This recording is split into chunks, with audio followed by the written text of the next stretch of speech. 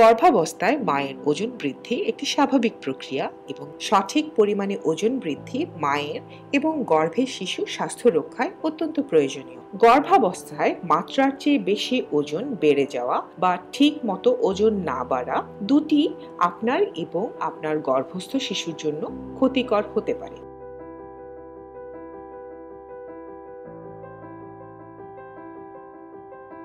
গর্ভাবস্থায় সাধারণত 10 থেকে 12 কেজি পর্যন্ত ওজন বৃদ্ধি পাওয়া স্বাভাবিক, তবে এটা গর্ভের আগের ওজনের উপর নির্ভর করে। যাদের বিএমআই অর্থাৎ বডি মাস ইন্ডেক্স 19-এর কম, সেসব মায়েদের ওজন 17 কেজি পর্যন্ত বাড়তে পারে। তবে বিএমআই 25-এর বেশি হলে 7 কেজি ওজন পর্যন্ত বাড়লেই যথেষ্ট। সাধারণত বিএমআই 18.5-এর নিচে হলে আপনি আন্ডারওয়েট বা প্রয়োজনের চাইতে কম ওজনের অধিকারী। বিএমআই 18.5 থেকে 24.9 হলে আপনি স্বাভাবিক ওজনের অধিকারী, আর বিএমআই 25 থেকে 29.9 হলে আপনি ওভারওয়েট বা প্রয়োজনের চাইতে বেশি ওজনের অধিকারী, আর বিএমআই 30-এর বেশি হলে আপনি ওবিস বা স্থূল।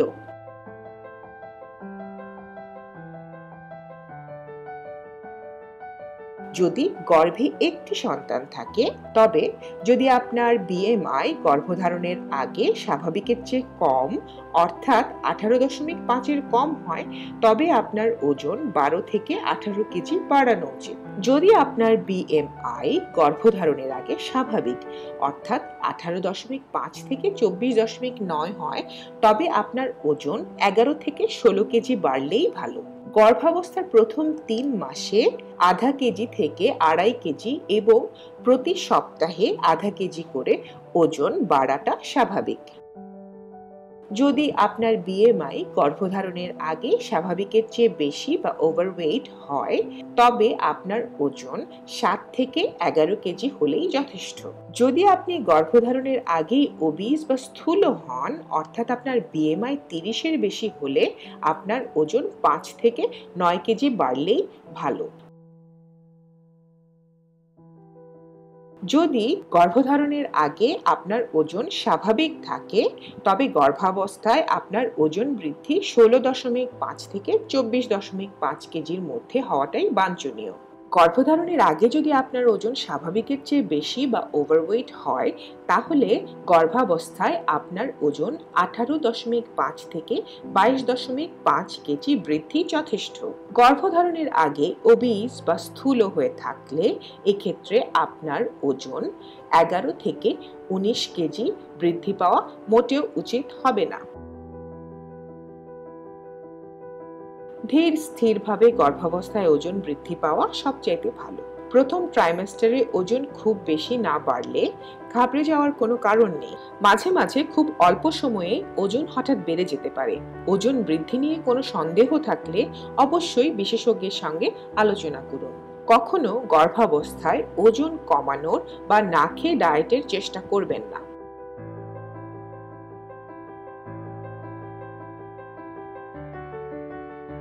গর্ভাবস্থায় ওজন বৃদ্ধি খুব বেশি হয়ে গেলে আপনার স্বাস্থ্যের উপর নেতিবাচক প্রভাব পড়তে পারে। আপনার রক্তচাপ বেড়ে যেতে পারে। গর্ভাবস্থায় ওজন অতিরিক্ত বেড়ে গেলে আরও যে সমস্ত জটিলতা দেখা দিতে পারে তা হলো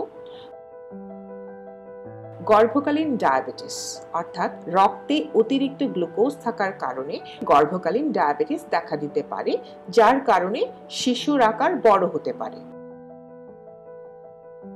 প্রি-একল্যাম্পসিয়া, অতিরিক্ত ওজনের কারণে উচ্চ রক্তচাপ দেখা দিতে পারে, যা প্রি-একল্যাম্পসিয়ার প্রথম চিহ্ন। যদিও বেশিরভাগ ক্ষেত্রে এতে কোনো বিপদ হয় না, তবে কখনো কখনো এটি বিপজ্জনক রূপ ধারণ করতে পারে। প্রি-ম্যাচিওর বাচ্চা, প্রি-ম্যাচিওর বাচ্চার জন্মের সময় এবং জন্মের পরবর্তী সময়ে অনেক জটিলতা দেখা দিতে পারে, যেমন অতিরিক্ত মোটা কিংবা ওবেজ হওয়া। বাচ্চার ওজন বেশি হওয়ার কারণে ডেলিভারির সময় সমস্যা হতে পারে এবং অতিরিক্ত রক্তপাত হতে পারে। আপনার ওজন গর্ভাবস্থায় যতটুকু বাড়ার কথা তার চেয়ে বেশি বেড়ে গেলে প্রাকৃতিক উপায়ে সন্তান জন্মদানের সম্ভাবনা কমে যায়। তখন হয়তো আপনাকে সিজারিয়ান পদ্ধতির মধ্য দিয়ে যেতে হতে পারে। বাচ্চা জন্মের পর ওজন কমানো কঠিন হয়ে পড়ে। তবে এটা মনে রাখতে হবে, গর্ভাবস্থায় কোনো অবস্থাতেই কম খেয়ে ওজন কমানোর চেষ্টা করা উচিত না। এতে গর্ভস্থ শিশুর ক্ষতি হতে পারে। যেটি গুরুত্বপূর্ণ সেটি হলো আপনি স্বাস্থ্যকর খাবার খাচ্ছেন কিনা। এছাড়াও গর্ভাবস্থায় নিরাপদ ব্যায়াম করতে পারেন, তবে তার আগে ডাক্তারের পরামর্শ নিয়ে জেনে নিতে হবে কোন ব্যায়ামগুলো আপনার জন্য নিরাপদ।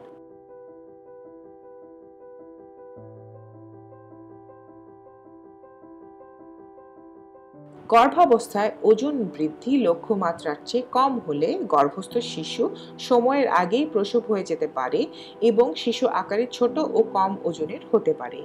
শিশু কম ওজনের হওয়ার অর্থ হলো শিশুর শরীরে প্রয়োজনীয় চর্বি জমা হতে পারেনি। যদি গর্ভাবস্থায় আপনার পুষ্টি ঠিকমতো না হয় বা গর্ভধারণের আগেই আপনার ওজন কম থাকে, তবে এমনটা হতে পারে। তবে কিছু কিছু মহিলা প্রাকৃতিকভাবেই ছিপছিপে স্বাস্থ্যের অধিকারী হয়ে থাকেন। গর্ভাবস্থায় তাদের ওজন খুব বেশি একটা বাড়ে না, কিন্তু সুস্থ স্বাভাবিক সন্তানের জন্ম হয়।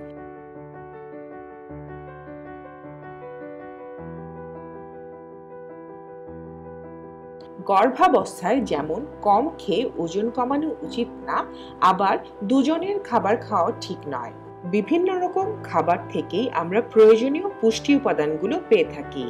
খাবার নির্বাচনের সময় তাই সতর্ক থাকতে হবে যাতে সব রকম পুষ্টি উপাদানই আমাদের প্রয়োজনীয় মাত্রায় থাকে। দিনে 8 থেকে 10 গ্লাস পানি এবং আঁশ জাতীয় খাবার যেমন লাল আটার রুটি, শাকসবজি ইত্যাদি খাওয়া প্রয়োজন। এগুলো কোষ্ঠকাঠিন্য দূর করতেও সাহায্য করে। শক্তি প্রদানকারী খাবারগুলোর মধ্যে রয়েছে আটা, গম, পাস্তা, নুডলস, ওটস, আলু ইত্যাদি। ফলমূল ও শাকসবজি থেকে আমরা পাই বিভিন্ন রকম ভিটামিন ও অ্যান্টিঅক্সিডেন্ট। প্রোটিনের উৎকৃষ্ট উৎসগুলো হলো মাছ, মাংস, ডিম, বাদাম, শিম, সয়া প্রোডাক্ট ইত্যাদি। প্রতিদিন 1 গ্লাস দুধ আমাদের ক্যালসিয়াম ঘাটতি পূরণ করতে পারে। এছাড়া ক্যালসিয়ামের জন্য অন্যান্য যে সোর্সগুলো আছে তা হলো চিজ, দই, ব্রকলি, অ্যালমন্ড, আইসক্রিম ইত্যাদি। আয়রন জাতীয় খাবারগুলোর মধ্যে উল্লেখযোগ্য হলো সবুজ শাক, লাল মাংস, বাদাম, কচু জাতীয় সবজি ইত্যাদি। এই সময় আনপাস্টুরাইজড দুধ, আধা সিদ্ধ মাংস, অপরিষ্কার শাকসবজি থেকে এমন কিছু ব্যাকটেরিয়ার সংক্রমণ হতে পারে যা গর্ভপাতের জন্য দায়ী। এছাড়া অ্যালকোহল, অতিরিক্ত চা, কফি, কোল্ড ড্রিঙ্ক এসব পরিহার করা উচিত।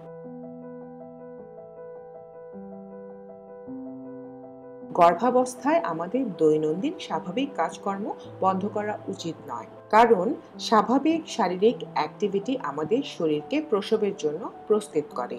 আমরা সাধারণত দৈনন্দিন যে কাজকর্মগুলো করে থাকি কিংবা যে হালকা ব্যায়ামগুলো করে থাকি সেগুলো বন্ধ করা উচিত না, যদি না কোনো কারণে ডাক্তার নিষেধ করে থাকেন।